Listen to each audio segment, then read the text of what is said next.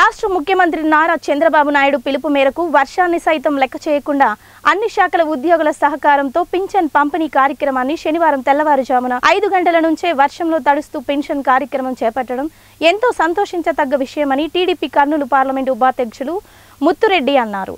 కర్నూలు జిల్లా కోసిగి మండలం ఆర్లబండ గ్రామంలో గ్రామ సర్పంచ్ మజ్జిగ మల్లికార్జున, ఎంపీడీఓ రాజేంద్ర ప్రసాద్, టీడీపీ మండల కన్వీనర్ జ్ఞానేష్, మాజీ జెడ్పీటీసీ తొల్లి రామకృష్ణ, చింతలగేని నర్సారెడ్డిలు పింఛన్లు పంపిణీ చేశారు.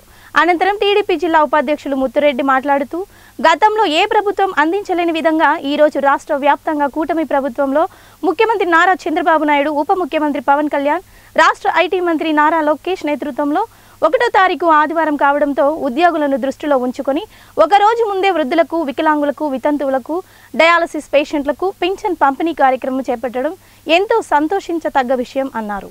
ప్రజల కష్ట సుఖాలైతేనేమి పాలు పంచుకునే ప్రభుత్వం మా తెలుగుదేశం ప్రభుత్వం. ఆ ఉద్దేశంతోనే పొలుగు బలహీన వర్గాలకైతేనేమి అందరికీ సంక్షేమం కోసం పాటుపడాలనే ఉద్దేశంతో మా మంత్రాలయం ఇన్ఛార్జి రాఘవేంద్ర రెడ్డి గారి ఆదేశాల మేరకు మేము ఈరోజు అర్లబండ గ్రామంలో ముత్తిరెడ్డి గారి ఆధ్వర్యంలో మా మండల కన్వీనర్ జ్ఞానేష్ గారు, ఎంపీడీఓ గారు, ఇక్కడ సచివాలయ సిబ్బందితో అందరూ కూడా ఈరోజు మేము పింఛన్ల నర్సిరెడ్డి గారు, మా పట్టణ అధ్యక్షులు నర్సిరెడ్డి గారు, తర్వాత మన గ్రామ సర్పంచ్ మల్లికార్జున గారు, గ్రామ పెద్దలు అందరూ పేరు అందరికీ నమస్కారం తెలుపుకుంటూ ఈ కార్యక్రమంలో మొదలు పెట్టడం జరిగింది.